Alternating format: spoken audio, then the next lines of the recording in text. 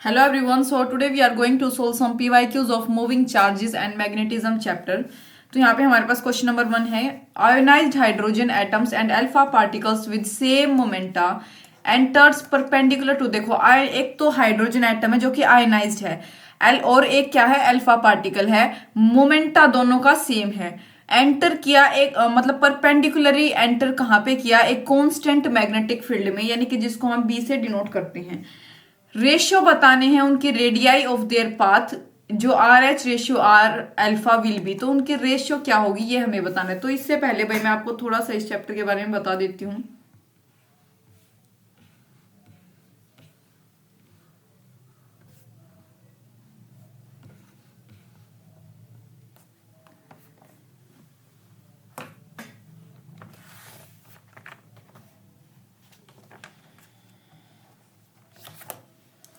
देखो भाई चैप्टर का नाम है मूविंग चार्ज एंड मैग्नेटिज्म। देखो इसमें एक ओर्स्टेड एक्सपेरिमेंट हमारे पास एनसीईआरटी में दे रखा है। मतलब बेसिकली ओर्स्टेड ने ये एक्सपेरिमेंट दिया था। क्या था इसमें कि जो एक मैग्नेट है, मैग्नेट कंपास, एक मैग्नेट का कंपास या फिर आप बोल सकते हो नीडल, मैग्नेट कंपास या फिर नीडल क्या शो करता है भाई, डिफ्लेक्शन। डिफ्लेक्शन का मतलब होता है भाई कोई भी मूवमेंट, ठीक है, ऐसे मतलब ऐसे कोई भी डिफ्लेक्शन, नीडल जैसे डिफ्लेक्ट करती है काइंड ऑफ, वो चीज यहाँ पे है। शो करते हैं क्या, डिफ्लेक्शन। जब उसको हम कहाँ रख दे, एक करंट कैरिंग वायर के पास, करंट कैरिंग वायर के पास अगर हम किसी भी मैग्नेट कंपास या नीडल को रखते हैं तो वो क्या शो करता है, डिफ्लेक्शन। ये ओर्स्टेड एक्सपेरिमेंट ने बात कही, ठीक है। तो इसका मतलब क्या हुआ कि एक करंट कैरिंग वायर जो है वो हमेशा मैग्नेटिक फील्ड अपने आसपास प्रोड्यूस करती है। लाइन दिमाग में बिल्कुल बैठा लो कि एक करंट कैरिंग वायर जो है वो क्या प्रोड्यूस करती है भाई, मैग्नेटिक फील्ड अराउंड इट। अपने अराउंड क्या प्रोड्यूस करेगी वो, मैग्नेटिक फील्ड प्रोड्यूस करती है हमेशा। और भाई एक राइट हैंड रूल होता है, राइट हैंड थंब रूल। इसके जरिए आप ये पता कर सकते हो डायरेक्शन क्या है मैग्नेटिक फील्ड की, ठीक है। डायरेक्शन को अगर आपको पता करना है तो राइट हैंड थंब रूल के जरिए आप इसको पता कर सकते हो। मान लो ऐसे है, ठीक है, ये आपके पास चार्ज है क्यू। तो अगर यहाँ पे भाई ऐसे ऐसे दे रखा हो कि भाई डॉट देके ऐसे मतलब सर्कल में डॉट, तो इसका मतलब ये होता है कि भाई आउटसाइड। क्वेश्चन में ऐसा दे रखा हो कि आउटवर्ड्स है, इसका मतलब क्या है कि जो मैग्नेटिक फील्ड, यानी मैग्नेटिक फील्ड को हम हमेशा बी से नोट करते हैं, उसकी डायरेक्शन क्या है, आउटवर्ड्स है। और ऐसे क्रॉस में दे रखा हो, इसका मतलब क्या है, वो इनवर्स डायरेक्शन होती है, ठीक है। आप कैसे निकालते हो, देखो जो आपका राइट हैंड का थंब होता है उसकी जितनी भी फिंगर्स है आप उसको कर्ल करोगे, ठीक है। एनसीईआरटी की बुक में बना के दे रखा है एक फिगर, उसको आप क्या करोगे, मतलब कर्ल करोगे। जिस भी डायरेक्शन में करंट है, करंट की डायरेक्शन में फिंगर्स को कर्ल करोगे। फिर जहां पे भी आपका थंब इंडिकेट करेगा वो ऊपर की साइड, नीचे की साइड हो सकता है जैसे भी, या आउटवर्ड इनवर्ड, तो वो आपकी क्या होगी, डायरेक्शन होती है, ठीक है। अब यहाँ पे भाई मैं आपको बायोट सेवर्ट लॉ समझाने वाली हूँ। ये थोड़ा सा जो है मदद करेगा, ये जो हमारे पास इससे निकल के आता है इस डेरिवेशन से एक फॉर्मूला, इसी के बेस मतलब इसी के ऊपर आगे जो जितनी भी इस चैप्टर में डेरिवेशंस वगैरह होती हैं वो बेस्ड होती है। तो जितनी जैसे भी जिस प्रकार के क्वेश्चन आएंगे भाई उसमें कुछ एक्स्ट्रा बताने के लायक होगा तो मैं आपको बताती रहूंगी, क्योंकि ये इसमें डेरिवेशंस ज्यादा है इस चैप्टर में, ठीक है, एज सच। तो देखो हमारे पास क्या होता है, बायोट सेवर्ट लॉ। तो इसमें हम क्या करते हैं भाई, कैलकुलेशन करते हैं मैग्नेटिक फील्ड की और इसकी डायरेक्शन की एक करंट एलिमेंट के कारण। ये देखो यहां पे करंट है इस डायरेक्शन में, ये क्या है, पी पॉइंट, ठीक है, इतना दूर। ये हमारे पास थीटा हो गया, ये क्या हो गया, डीएल यानी इसकी लेंथ, ये रेडियस। डीएल किसकी डायरेक्शन में भाई, करंट की डायरेक्शन में। डीएल और आई, लेंथ और आई करंट दोनों एक ही डायरेक्शन में। तो हम यहाँ पे क्या फॉर्मूला यूज करते हैं भाई, फॉर्मूला बिल्कुल अच्छे से ध्यान रखोगे। फॉर्मूला ही मेन है, D V is equal to mu naught 4 pi I D L into R upon R का क्यूब। भाई ये वेक्टर फॉर्म का फॉर्मूला है, इसका वेक्टर फॉर्म का। इस चैप्टर में बहुत बार मतलब इसी उसे फॉर्मूले की मॉडिफिकेशन से क्वेश्चन आता है। और मैं ये भी बता देती हूँ, म्यू नोट अपॉन 4 पाई की जो वैल्यू होती है वो होती है 10⁻⁻⁷, ठीक है। उम्मीद करती हूँ मैं याद रहेगा। तो यहाँ पे D V is equal to mu naught 4 pi I D L, इसको अगर हम इसको सिंपल स्केलर फॉर्म में लिखें तो क्या आएगा, I D L sine theta upon R का स्क्वायर। भाई याद रखोगे, मैं बिल्कुल सही में कह रही हूँ कि आपको ये फॉर्मूला बेशक याद रख लो, कोई प्रॉब्लम नहीं है इसमें, क्योंकि मतलब देखो डेरिवेशन तो पीवाई क्विज में नहीं पूछी जाती कि भाई आप पूरी पूरी डेरिवेशन बताओ। एंड का जो रिजल्ट होता है वो आपको पता होना चाहिए, ठीक है। और ये फॉर्मूला मैंने क्यों अभी बताया बाइट-सेविट लॉ में, क्योंकि भाई इसी फॉर्मूले से जितनी भी आगे डेरिवेशन होती है ना, इसकी कुछ मॉडिफिकेशंस और इसी के ऊपर बेस्ड होती हैं काफी सारे डेरिवेशंस और फॉर्मूले इस चैप्टर के। तो आपको ये बेसिक फॉर्मूला तो बिल्कुल, दोनों फॉर्मूले तो बिल्कुल याद होने चाहिए, ताकि आपको याद रहेंगे तो आगे आपको वो चीजें समझ आएंगी। तो ये फॉर्मूला आप याद रखोगे, दोनों वेक्टर फॉर्म वाला भी और इसकी स्केलर फॉर्म वाला भी, ठीक है। अब भाई मैं उम्मीद करती हूँ कि मैं क्वेश्चन की तरफ मूव कर सकती हूँ, क्योंकि मैंने थोड़ा बहुत बेसिक जितना भी था, बेसिक बातें इतनी थी भाई इसमें, वो मैंने आपको बता दी है। आप क्वेश्चन सोल्व करते जाएंगे तो चैप्टर क्लियर होता जाएगा, ठीक है। ऐसे इंडिविजुअली कुछ समझाने से नहीं समझ आएगा इसमें कुछ भी। तो देखो क्वेश्चन मैंने आपको पढ़ा दिया तो हमें क्या है, radius of path. Radius of path का फॉर्मूला क्या होता है भाई, R is equal to M V upon Q V. ये फॉर्मूला होता है भाई रेडियस का। और एम वी क्या होता है, मोमेंटम का फॉर्मूला क्या होता है, P is equal to M V. Momentum को हम पी से डिनोट करते हैं अपॉन क्यू वी, ये होगा। अगर मैं बात करूं, ये फॉर्मूला तो भाई आपको पता होना चाहिए, पीछे करंट वाले चैप्टर में भी हमने किया था कि रेडियस का फॉर्मूला क्या होता है, M V upon Q V. M V यहाँ पे लिख देती हूँ, P is equal to momentum का फॉर्मूला होता है ये, P is equal to M into V, mass into velocity. तो अपॉन क्यू, क्यू क्या है चार्ज, बी क्या है मैग्नेटिक फील्ड। अगर मैं बात करूं आयनाइज्ड हाइड्रोजन आयन के लिए, तो उसमें क्या होगा हमारी रेडियस, यानी R H is equal to P H upon E B, ठीक है। यानी वो चार्ज इसके ऊपर कितना होगा, इलेक्ट्रॉन, एक मतलब इलेक्ट्रॉन हम यहाँ पे ले लेंगे क्यू के प्लेस पे, वही चार्ज वाली बात है। और अल्फा पार्टिकल के केस में बात करूं तो R alpha is equal to P alpha upon 2EB। यहाँ पे हमारे पास इसका चार्ज क्या है 2E, ठीक है। तो हम अब इन दोनों को इक्वेट कर देंगे भाई, R H upon R alpha is equal to P E B upon P alpha 2EB। P से पी कट हो गया तो हमारे पास यहाँ पे क्या बचेगा, EB से EB गया, तो यानी कि R H upon R alpha is equal to 2/1। तो यानी कि देख लेंगे कि करेक्ट ऑप्शन हमारे पास कौन सा है, 2:1। देखो भाई फर्स्ट ऑप्शन ही क्या है, करेक्ट है। नेक्स्ट बात करेंगे सेकेंड क्वेश्चन की। भाई एक प्रोटॉन है, एक अल्फा पार्टिकल है। मैंने क्या बोला, एक प्रोटॉन और एक अल्फा पार्टिकल, दोनों ने कहा एंटर किया, एक यूनिफॉर्म मैग्नेटिक फील्ड वाले रीजन में एंटर कर दिया। एक प्रोटॉन ने और एक अल्फा पार्टिकल ने, दोनों ने एक यूनिफॉर्म मैग्नेटिक फील्ड यानी बी वाले रीजन में एंटर किया, moving at right angles to find B. जो कि कहाँ पे कैसे मूव कर रहे हैं, एक राइट एंगल में मूव कर रहे हैं, ताकि right angles to field B, मतलब जो मैग्नेटिक फील्ड वाली है उसके राइट एंगल पे ट्रेवल कर रहे हैं। अगर रेडियस सर्कुलर ऑर्बिट का फॉर दोनों पार्टिकल के लिए इक्वल है, तो kinetic energy acquired bye proton is, तो काइनेटिक एनर्जी प्रोटॉन की दे रखी है, ये हमारे को गिवन है 1। तो एनर्जी एक्वायर्ड है, तो हमें अल्फा पार्टिकल कितनी एनर्जी एक्वायर करेगा वो निकालना है भाई, वो हमसे यहाँ पे क्वेश्चन में पूछा है। तो सोल्व कर लेंगे भाई। देखो आप जितनी बड़ी स्टेटमेंट है उतना ही छोटा क्वेश्चन है। अभी आप देख सकते हो बहुत इजी लगेगा आपको, ऐसी कोई बात नहीं है। स्टेटमेंट बड़ी है सिर्फ और सिर्फ। देखो हम जानते हैं फॉर्मूला क्या होता है फोर्स का, F is equal to Q V B. देखो फॉर्मूले याद होंगे तो क्वेश्चन सोल्व हो जाएंगे। पीछे मैंने ये बात बोली है कि भाई फॉर्मूले याद रखने बहुत जरूरी है। फोर्स इज इक्वल टू क्या होता है, क्यू वी बी फॉर्मूला, ठीक है। यानी कि हम इसको खोल के लिख सकते हैं क्या, M V square upon R, ठीक है। तो यानी कि आर रेडियस का formula, M V upon Q B, पीछे भी रेडियस का यही फॉर्मूला यूज किया था अभी हमने। तो एम के प्लेस पे यहाँ पे क्या आएगा हमारे पास 2m, और हमें एक की काइनेटिक एनर्जी निकालनी है, काइनेटिक मतलब into kinetic energy upon Q B. तो आप जानते हो कि अगर आर सेम है दोनों के लिए, तो काइनेटिक एनर्जी जो होगी भाई, काइनेटिक एनर्जी वो डायरेक्टली प्रोपोर्शनल है किसके, मतलब काइनेटिक एनर्जी जो है वो इनवर्सली प्रोपोर्शनल होगी मास के, ठीक है।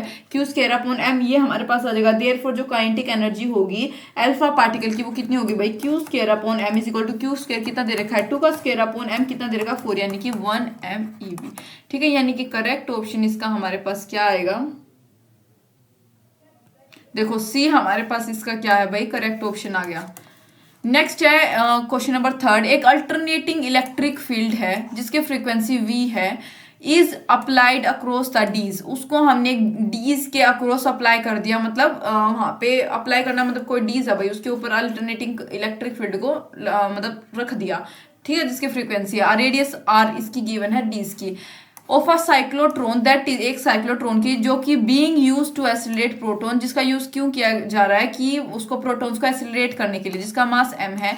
ऑपरेटिंग मैग्नेटिक फील्ड यानी कि जो साइक्लोट्रॉन में यूज की गई, और जो काइनेटिक एनर्जी के प्रोटॉन बीम की produced by it are given by, तो हमें वो बताना है क्या होगा।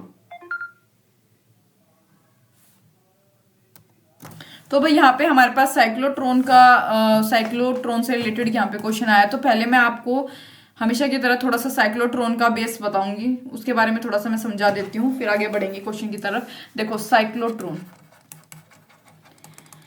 ये एक डिवाइस होता है भाई, जिसका यूज किया जाता है एक्सेलरेट करने के लिए किसी चार्ज पार्टिकल्स को। चार्ज पार्टिकल्स जितने भी होते हैं, जैसे कि क्या हो सकता है भाई, प्रोटॉन्स हो गए, न्यूट्रॉन्स हो गए, ठीक है, अल्फा पार्टिकल्स, जैसे कि अब हमारे क्वेश्चन में हमें शायद प्रोटॉन या अल्फा पार्टिकल कौन सा दे रखा है, राइट। तो टू वेरी हाई मतलब बहुत ज्यादा हाई एनर्जी पे, टू वेरी हाई एनर्जी है जिसको आप बोल सकते हो क्या, वेलोसिटी, ठीक है। इसको हम क्या बोल सकते हैं, it is also known as, क्या बोला जाता है, पार्टिकल एक्सीलरेटर भी साइक्लोट्रॉन को बोला जा सकता है। लेकिन आपने एक चीज का यहाँ पे ध्यान दिया, मैंने यहाँ पे प्रोटॉन लिख दिया, न्यूट्रॉन लिख दिया, अल्फा पार्टिकल लिख दिया, लेकिन मैंने इलेक्ट्रॉन नहीं लिखा है। तो एक्सेप्शन इसकी याद रखोगे, इलेक्ट्रॉन, ठीक है। ऐसा भी मे भी क्वेश्चन आ जाए आपके पास कोई भी, तो इसकी एक्सेप्शन जो है आप याद रखोगे, इलेक्ट्रॉन, ठीक है।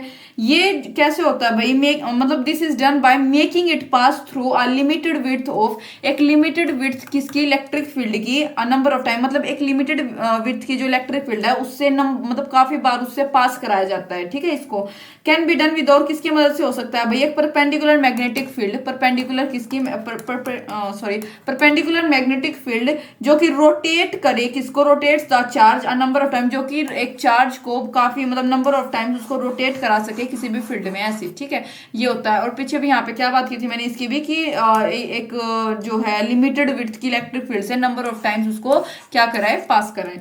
ये दो तरीके। वर्किंग की बात करो साइक्लोट्रॉन की, देखो जो फ्रीक्वेंसी होती है किसकी, ऑसिलेटर की, वो किसके इक्वल होती है, फ्रीक्वेंसी ऑफ चार्ज, ठीक है, मतलब दोनों इक्वल होनी चाहिए तब काम करेंगे। यानी कि फ्रीक्वेंसी का फॉर्मूला आप जानते हो 1 टाइम, यानी टाइम पीरियड। तो टाइम पीरियड का फॉर्मूला क्या होता है, टी का फॉर्मूला होता है 1/2πm/QB, ठीक है, ये फॉर्मूला होता है अकॉर्डिंग टू आवर चैप्टर। तो यहाँ पे फ्रीक्वेंसी आप निकालोगे, क्या आएगा, याद रखना है QB/2πm, ये फॉर्मूला जो है साइक्लोट्रॉन की फ्रीक्वेंसी का आपको याद हो जाना चाहिए,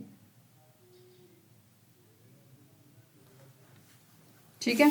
नेक्स्ट हम बात करेंगे कि मैक्सिमम काइनेटिक एनर्जी जो होती है एक्सीलरेटेड चार्ज पार्टिकल की, वो कितनी होगी।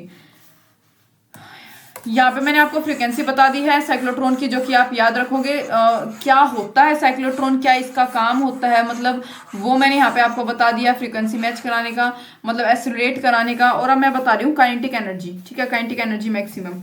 तो देखो भाई, इसमें काइनेटिक एनर्जी का फॉर्मूला आप जानते हो क्या होता है, हाफ mv स्क्वायर। ये फॉर्मूला, इस फॉर्मूले से आप वो होंगे फैमिलियर होंगे।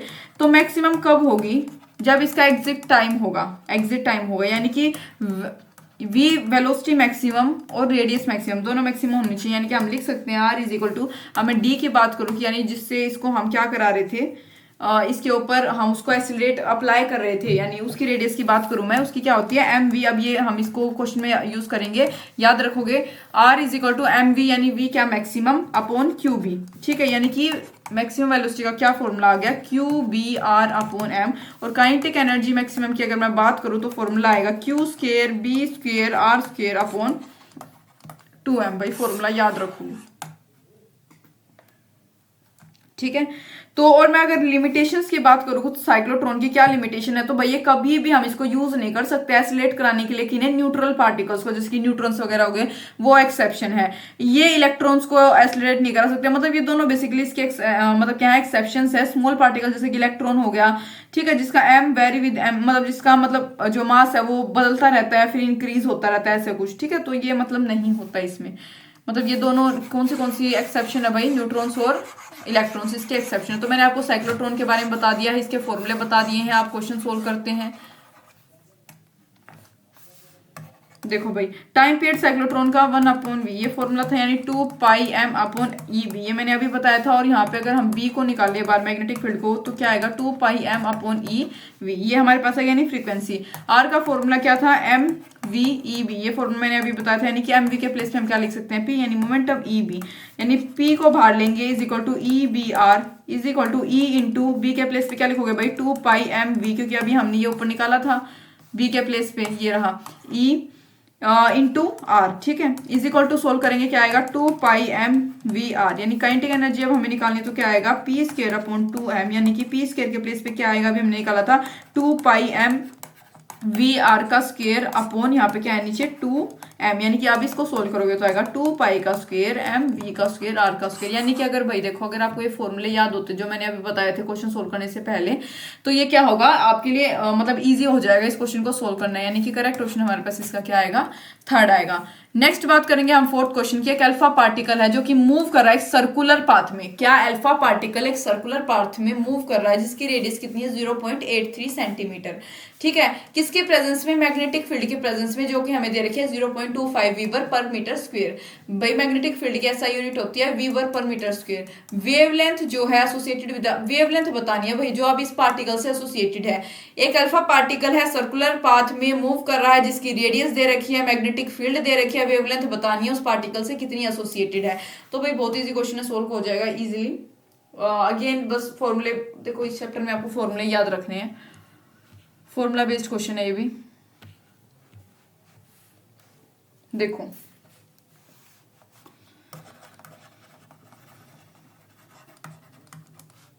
1 is equal to H P, ये फॉर्मूला होता है, यानी कि 1 को इज इक्वल टू हम लिखे एच पी के प्लेस पे क्या लिख सकते हैं भाई एम वी, ठीक है, ये होता है। एच क्या होता है भाई पता होना चाहिए आपको, प्लैंक्स कांस्टेंट, ठीक है, प्लैंक्स कांस्टेंट बहुत बार फिजिक्स में आता है। इसकी वैल्यू होती है याद रखो 6.63 × 10⁻³ जूल पर सेकेंड, ये होती है। सर्कुलर मोशन के लिए अगर मैं बात करूं फोर्स का तो F C is equal to क्या आएगा क्यू वी बी, ये फॉर्मूला होता है, यानी कि हम लिख सकते हैं एम एन का square upon R is equal to Q N B. अब इसको आप सोल्व करोगे तो क्या आएगा M V upon Q B is equal to क्या होता है भाई आर, ये रेडियस का काफी बार हम कर चुके हैं, तो R is equal to M V upon Q B, ये फॉर्मूला हो गया, यानी कि M V is equal to Q R B, ये हमारे पास आ गया। तो भाई अब आपको बस पुट कर देना है जितनी जो भी हमें वैल्यूज दे रखी हैं, यानी कि मतलब जो भी वैल्यूज दे रखी है इसमें आप पुट करोगे तो आपके पास आंसर निकल के आएगा lambda is equal to 0.1 angstrom, ये आपके पास आंसर आएगा बेसिस इस फॉर्मूले जो आप इसको पुट करोगे तो हमारे पास क्या वैल्यू निकल के आएगी 0.1 आर्मस्ट्रॉन्ग, यानी कि फोर्थ का बी जो है यहाँ पे हमारे पास नहीं 0.1 नहीं आएगा भाई 0.01 आएगा। तो यहाँ पे आप इस क्वेश्चन की कैलकुलेशन पे विशेष ध्यान रखोगे क्योंकि यहाँ पे हमारे पास क्या है 0.01 आर्मस्ट्रॉन्ग इसका आंसर आएगा, ठीक है, अप्रोक्सीमेट। नेक्स्ट फिफ्थ क्वेश्चन, एक प्रोटॉन है जो कैरी जिसका क्या है कैरिंग, इसकी इतनी क्या है काइनेटिक एनर्जी है, ठीक है, प्रोटॉन की काइनेटिक एनर्जी दे रखी है जो कि मूव कर रही है एक सर्कुलर पाथ में जिसकी रेडियस आर है, एक uniform magnetic field. Uniform magnetic field का मतलब होता है भाई जिसकी मैग्नेटिक फील्ड चेंज नहीं हो रही है, एक जैसी है थ्रू आउट। तो what should be the energy, क्या एनर्जी होनी चाहिए अल्फा पार्टिकल की कि वो डिस्क्राइब कर सके एक सर्कल को जो कि सेम रेडियस का और सेम फील्ड में है, ठीक है, वो हमें बताना है यहाँ पे।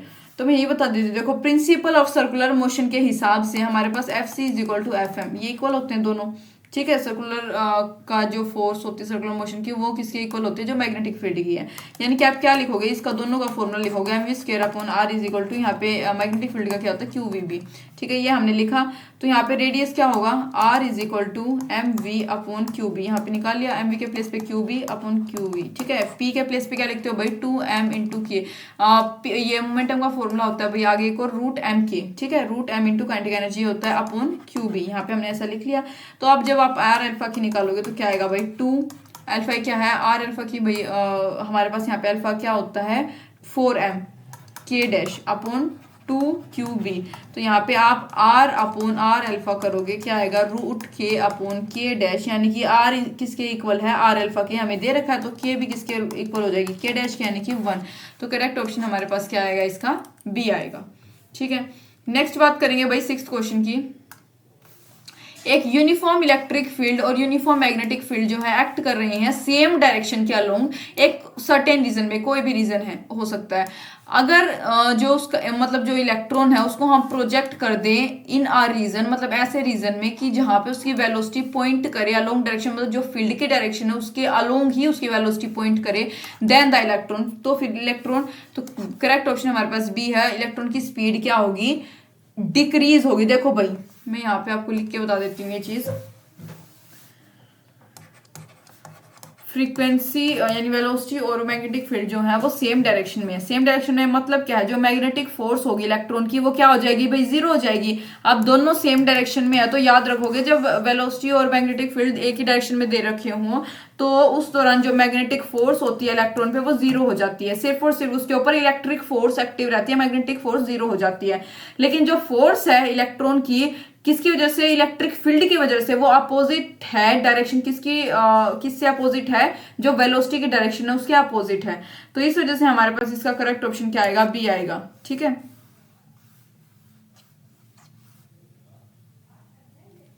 नेक्स्ट हम बात करेंगे 7th क्वेश्चन की। दो आइडेंटिकल बार मैग्नेट्स हैं जो कि फिक्स्ड विद देयर सेंटर, मतलब सेंटर से फिक्स्ड है, आप देख पा रहे हो जैसे at a distance D apart, मतलब ये डिस्टेंस डी से। अ स्टेशनरी चार्ज क्यू, एक स्टेशनरी चार्ज क्यू जो है is placed at P, P पे एक स्टेशनरी चार्ज क्यू को पुट किया गया इन बिटवीन द गैप, और दोनों जो मैग्नेट है उनके बीच में जो गैप है उसमें at a distance D, D distance पे फ्रॉम द सेंटर ओ से डी डिस्टेंस पे यहाँ पे एक स्टेशनरी चार्ज क्यू को प्लेस किया गया है शोन इन द फिगर। तो हमें क्या बताना, जैसे आप फिगर में देख पा रहे हो फोर्स बतानी है चार्ज क्यू पे कितनी होगी, वो हमें यहाँ पे बताना। देखो अगर मैं फोर्स की बात करूँ एक चार्ज पार्टिकल पे, वो तो उसका फॉर्मूला आपको पता होगा, physical to Q V B, ये होता है जहाँ पे वी की वैल्यू क्या है भाई, जीरो। ठीक है, और ऑल्सो रिजल्टेंट अगर v जीरो तो भाई b भी क्या हुआ, जीरो हुआ, मैग्नेटिक फील्ड भी जीरो हुई और मैग्नेटिक फील्ड दोनों ही जीरो है तो फोर्स क्या होगी भाई, जीरो होगी। यानी ये करेक्ट ऑप्शन हमारे पास b है। यानी पीछे जो पिछला क्वेश्चन किया था वो भी थोड़ा सा इससे कोरिलेट कर सकते हो आप उससे भी। जो मैग्नेटिक फोर्स एक्टिंग कर रही है एक चार्ज पार्टिकल जिसका चार्ज कितना है -2 म्यू कूलम्ब, एक मैग्नेटिक फील्ड में, जिस मैग्नेटिक फील्ड कितनी of 2t acting in Y direction, जो कि वाई डायरेक्शन में एक्ट कर रही है, जब पार्टिकल की वेलोसिटी हमें गिवन है इज, हमें क्या बताना है भाई, मैग्नेटिक फोर्स बतानी है। ठीक है,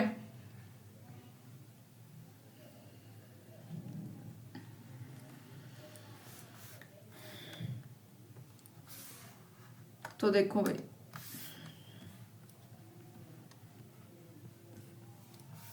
अगर मैं मैग्नेटिक फोर्स की बात करूं जो कि एक चार्ज पार्टिकल पे एक्ट करे तो आपको उसका फॉर्मूला पता है, F is equal to Q V into B. काफी क्वेश्चन कर चुके हैं अब हम इस फॉर्मूले पे, तो अब तक समझ आ जाना चाहिए। तो क्यू हमें क्या दे रखा, -2 इंटू 10⁻⁻6। ठीक है, ये हमारे पास क्या होता है, चार्ज होता है -2 इंटू 10⁻⁻6। और हमें बी क्या दे रखा है, ये जो गिवन है इसको एज इट इज आप यहाँ पे पुट करोगे, सोल्व करोगे तो आंसर आएगा -4 2 के कैप के डायरेक्शन में, यानी कि इज इक्वल टू -8 के कैप इसका आंसर आएगा। तो हमारे पास यहाँ पे के कैप यानी कि आई जे के, यानी ये कौन सी डायरेक्शन में है, जेड डायरेक्शन में। तो इसका करेक्ट ऑप्शन हमारे पास क्या आएगा, नेगेटिव जेड एक्सिस यानी कि डी, इन नेगेटिव जेड एक्सिस। देखो भाई एक ही आंसर एक ही हमें ऑप्शन नेगेटिव का दे रखा है और हमारा आंसर नेगेटिव में ही आया, तो यहाँ पे आप डायरेक्ट भी ऐसे सोच सकते हो। ठीक है, नेक्स्ट बात करेंगे अंडर इन्फ्लुएंस ऑफ एक यूनिफॉर्म मैग्नेटिक फील्ड के इन्फ्लुएंस के अंडर एक चार्ज्ड पार्टिकल जो है वो मूव कर रहा है कांस्टेंट स्पीड v के साथ एक सर्कल में जिसका रेडियस कितना है r। टाइम पीरियड बताना है रोटेशन ऑफ पार्टिकल का क्या होगा, टाइम पीरियड रोटेशन का बताना। तो भाई करेक्ट ऑप्शन बी है, वो इंडिपेंडेंट होगा बोथ v एंड r। देखो भाई जो टाइम पीरियड होता है किसी भी चार्ज्ड पार्टिकल का वो क्या होता है, time is equal to 2πm upon Q B, ये फॉर्मूला होता है। ठीक है, हमने किया था सॉरी से। 10 टाइम पीरियड किसके इंडिपेंडेंट है भाई, v और r के इंडिपेंडेंट। यहाँ पे v और r का जिक्र है, कहीं पे भी नहीं है, तो यानी कि ये टाइम पीरियड क्या है, इसके इंडिपेंडेंट है। तो करेक्ट ऑप्शन हमारे पास इसका क्या आएगा, बी आएगा। नेक्स्ट 10th क्वेश्चन, एक पार्टिकल है जिसका मास m है, चार्ज q है और काइनेटिक एनर्जी T है, एंटर किया एक ट्रांसवर्स यूनिफॉर्म मैग्नेटिक फील्ड में, फील्ड ऑफ इंडक्शन में यानी B। 3 सेकंड के बाद जो काइनेटिक एनर्जी है पार्टिकल की क्या होगी वो बताना भाई। 3 सेकंड के बाद क्या काइनेटिक एनर्जी होगी वो बताना। देखो जब एक चार्ज्ड पार्टिकल भाई एंटर करता है ट्रांसवर्स मैग्नेटिक फील्ड में, तो it traverse a circular path, तो वो क्या हो जाता है, एक सर्कुलर पाथ में कन्वर्ट हो जाता है। तो आप याद रखोगे भाई जब एक चार्ज्ड पार्टिकल मैग्नेटिक फील्ड में एंटर करता है हमेशा वो सर्कुलर पाथ अटेन कर लेता है, तो उसकी काइनेटिक और सर्कुलर पाथ में जो भी काइनेटिक एनर्जी रहती है भाई वो कैसी होती है, कांस्टेंट होती है हमेशा। ये 3 बातें मैंने इससे रिलेटेड आपको बताई जो याद रख लेनी है। जब एक चार्ज्ड पार्टिकल मैग्नेटिक फील्ड में जो है एंटर करता है तो वो सर्कुलर पाथ वाली जो भी कंडीशन उसको अटेन कर लेता है और सर्कुलर पाथ में काइनेटिक एनर्जी हमेशा कांस्टेंट रहती है। तो करेक्ट ऑप्शन यहाँ पे हमारा इसका क्या आएगा, 10th का सी यानी कि टी। कांस्टेंट रही है तो वहां पे भी हमें टी दे रखा था, तो यहाँ पे भी क्वेश्चन आंसर में क्या आएगा, टी आएगा। नेक्स्ट 11th क्वेश्चन, एक बीम ऑफ इलेक्ट्रॉन है जो पास किया एक अनडिफ्लेक्टेड, मतलब कोई डिफ्लेक्शन उसमें नहीं हुआ, अनडिफ्लेक्टेडली वो पास कर गए एक म्यूचुअली परपेंडिकुलर इलेक्ट्रिक और मैग्नेटिक फील्ड से। म्यूचुअली परपेंडिकुलर यानी ऐसे जो हो कि भाई इस साइड इलेक्ट्रिक फील्ड है, ये उसके ऊपर मैग्नेटिक फील्ड है, यहाँ से अनडिफेक्ट मतलब बिना डिफ्लेक्ट हुए अनडिफ्लेक्टेडली पास कर गया इलेक्ट्रॉन की बीम। अगर उसकी इलेक्ट्रिक फील्ड को हम बंद कर दें तो और same magnetic field is maintain, और मैग्नेटिक फील्ड जितनी थी उसको मेंटेन एज इट इज रखे, लेकिन इलेक्ट्रिक फील्ड को बंद कर दें तो इलेक्ट्रॉन्स मूव सॉरी, तो इलेक्ट्रॉन कहाँ मूव करेंगे भाई, एक सर्कुलर ऑर्बिट में मूव करेंगे। देखो जब भी इलेक्ट्रिक फील्ड को हम स्विच ऑफ कर देते हैं तो सेम मैग्नेटिक फील्ड और सेम मैग्नेटिक फील्ड को मेंटेन रखते हैं, तो जो इलेक्ट्रॉन है वो मूव करने लगते हैं एक सर्कुलर ऑर्बिट में, और इलेक्ट्रॉन ट्रेवल करेंगे एक मैग्नेटिक फील्ड जो कि परपेंडिकुलर होती है वेलोसिटी के, यानी कि करेक्ट ऑप्शन हमारे पास क्या आएगा, सर्कुलर ऑर्बिट। तो याद रखना है ये पॉइंट आपको। नेक्स्ट है एक मास स्पेक्ट्रोमीटर में, जो जिसका यूज कैसे किस चीज के लिए किया जाता है, for measuring mass of ions, जो आयंस का मास होता है उसको मेजर करने के लिए जिसका यूज हम करते हैं। आयंस जो है initially accelerated by an electric potential V, जो आयंस है वो इनिशियली एक्सिलरेट हुए by an electric potential V के जरिए, and then made to describe semi circular path, और उसके बाद उन्हें क्या किया गया कि वो डिस्क्राइब करे सेमी सर्कुलर पाथ, यानी कि ऐसा पाथ किसका, ये सेमी सर्कुलर होता है भाई आधा सर्कल जो होता है, रेडियस r का, यूजिंग एक मैग्नेटिक फील्ड B को यूज करके। अगर V और B दोनों को हम कांस्टेंट रखें तो जो रेशियो है यानी कि charge on the ion upon mass of action will be proportional to, तो हमें रेशियो बताना है किसका, चार्ज ऑन, जितना आयन पे चार्ज है उसके अपॉन में कौन है, जितना आयन का मास है, उन दोनों का हमें क्या बताना है, रेशियो बताना है क्या होगा। भाई स्पेस बना लेते हैं क्वेश्चन को सोल्व करने के लिए।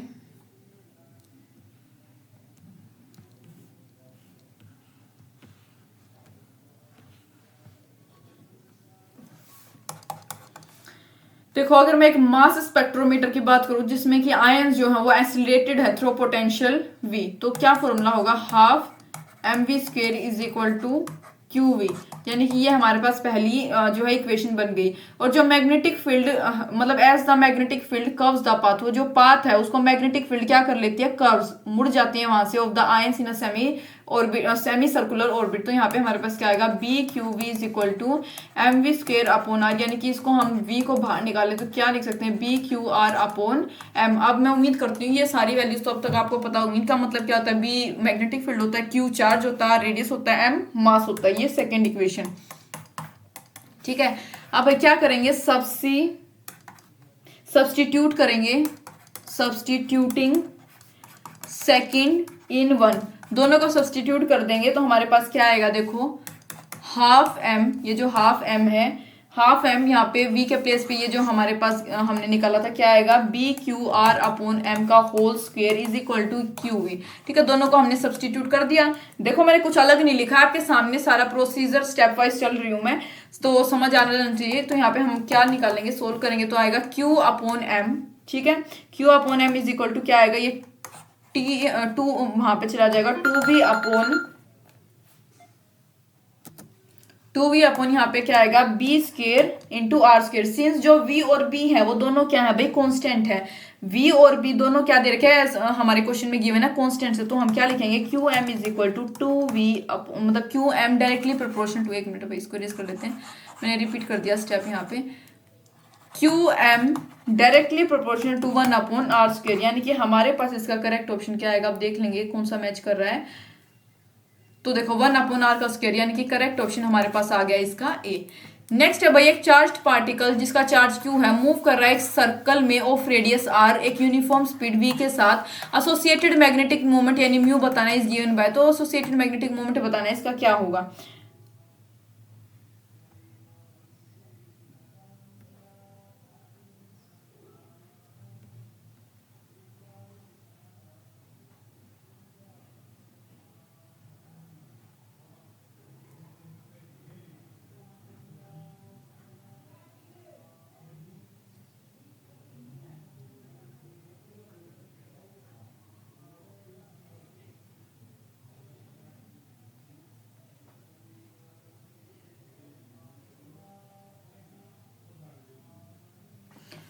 तो देखो भाई यही सोल्व कर लेते हैं, हमारे पास ऊपर स्पेस होगा शायद इससे ऊपर, यहाँ पे सोल्व कर लेते हैं इसको, इतना यहीं पे हो जाएगा 13th क्वेश्चन। देखो जो मैग्नेटिक मूवमेंट होता है उसका फॉर्मूला होता है m इज इक्वल टू आई ए। ठीक है, ये इसका फॉर्मूला होता है।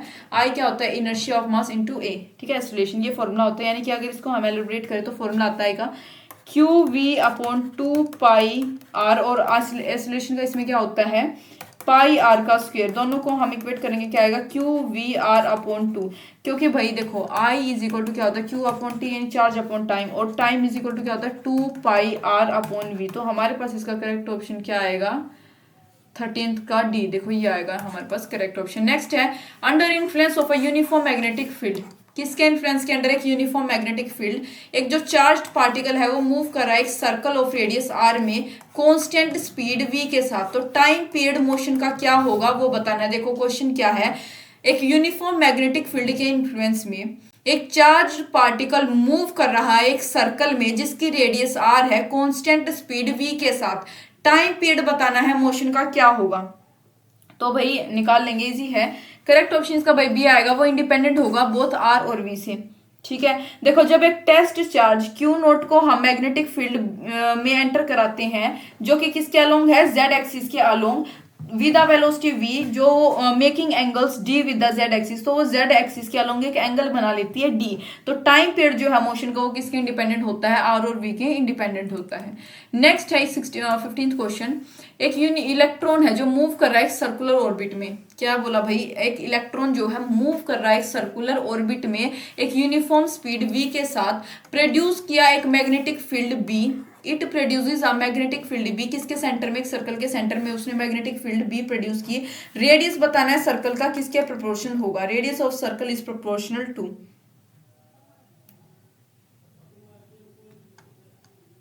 ठीक है भाई, स्पेस बना लेंगे इस क्वेश्चन को सोल्व करने के लिए। क्या बताना है, रेडियस बताना है। ठीक है, आप क्वेश्चन समझ गए होंगे कि इलेक्ट्रॉन है सर्कुलर ऑर्बिट में मूव कर रहा है यूनिफॉर्म स्पीड v के साथ, उसने एक मैग्नेटिक फील्ड b प्रोड्यूस की सर्कल के सेंटर पे। रेडियस बताना है सर्कल का किसके प्रोपोर्शनल होगा।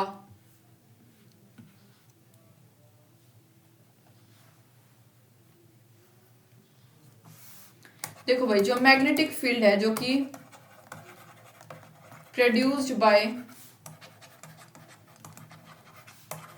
produced by moving electron in circular path, तो क्या है देखो, B is equal to mu naught I upon 2r। ये हमारे पास क्या होता है भाई, मैग्नेटिक फील्ड का फॉर्मूला होता है। जब भाई सर्कुलर पाथ की बात आए और मैग्नेटिक फील्ड का जिक्र आए और मतलब या फिर निकालनी हो या ऐसा कुछ, तो आपको याद रहना चाहिए ये फॉर्मूला कि सर्कुलर पाथ में मैग्नेटिक फील्ड का फॉर्मूला होता है B is equal to mu naught I upon 2r। ये फॉर्मूला होता है जहाँ पे I क्या है भाई, I इज इक्वल टू क्या होगा, करंट होता है, और R क्या होगा, रेडियस होता है सर्कुलर पाथ का, रेडियस ऑफ क्या होता है, सर्कुलर पाथ। ठीक है, बट लेकिन हम जानते हैं करंट का फॉर्मूला क्या होता है, Q अपॉन टी। ठीक है, आप जानते होंगे, तो Q अपॉन, यहाँ पे हम T के प्लेस पे फॉर्मूला लिख देंगे 2 पाई R इंटू वी। ये हमारे पास आ गया। तो यानी कि T is equal to, time is equal to क्या होता है, डिस्टेंस अपॉन वेलोसिटी। डिस्टेंस का फॉर्मूला होता है 2 pi R upon velocity v।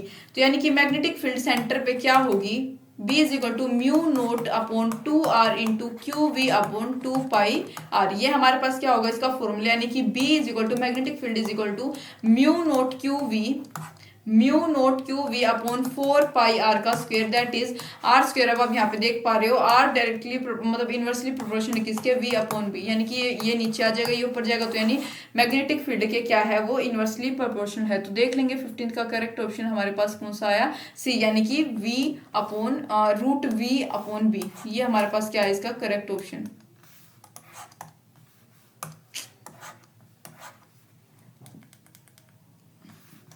Next 16th question, एक चार्ज्ड पार्टिकल है जो मूव कर रहा है एक मतलब मैग्नेटिक फील्ड में मूव कर रहा है। ठीक है, उसके थ्रू डायरेक्शन पर, मतलब अगर मैग्नेटिक फील्ड की डायरेक्शन ये है तो वो चार्ज पार्टिकल जो मूव कर रहा है वो इसके परपेंडिकुलर वाली डायरेक्शन में मूव कर रहा है। ठीक है, जो कि मतलब इसके परपेंडिकुलर। देन द, मतलब आगे बताना इनमें से करेक्ट स्टेटमेंट कौन सा है। तो भाई करेक्ट स्टेटमेंट इसकी बी होगी, जो स्पीड है पार्टिकल की वो अनचेंज रहेगी। भाई पार्टिकल की स्पीड क्यों बढ़ेगी, देखो मैग्नेटिक फोर्स एक्ट कर रही है परपेंडिकुलर वेलोसिटी के, तो स्पीड हमेशा कांस्टेंट रहती है। जब ये आपके पास आ जाए कि भाई मैग्नेटिक फोर्स परपेंडिकुलरली एक्ट कर रही है वेलोसिटी के, तो स्पीड वहां पे हमेशा कैसी रहती है भाई, कांस्टेंट रहती है, यानी रिमेन्स अनचेंज्ड। ठीक है, speed of particle remain unchanged. यहाँ वेलोसिटी थोड़ी है कि भाई वेलोसिटी तो खुद इसके परपेंडिकुलर एक्ट कर रही है, तो वेलोसिटी का जिक्र नहीं है। Direction of particle remain unchange, particle की डायरेक्शन थोड़ी अनचेंज रहेगी, एक्सेलरेशन नहीं, सिर्फ और सिर्फ स्पीड। ठीक है, तो उम्मीद करती हूँ मैं आपको ये कुछ क्वेश्चन समझ आए होंगे, चैप्टर में भी शायद आपको थोड़ी सी हेल्प मिली होगी समझने में। Thank you for watching.